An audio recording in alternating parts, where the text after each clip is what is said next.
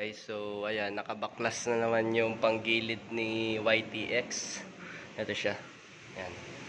Bali, papalitan ko siya ng clutch lining. Ito yung lining niya.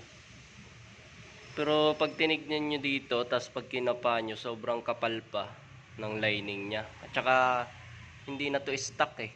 Napalitan na rin pala. Sa tingin ko, hindi dito ang problema.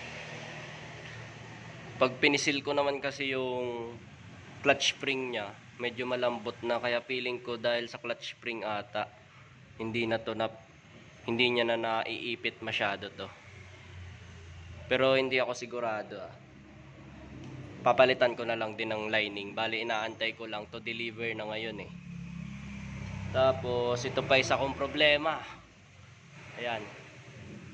Napunit yung gasket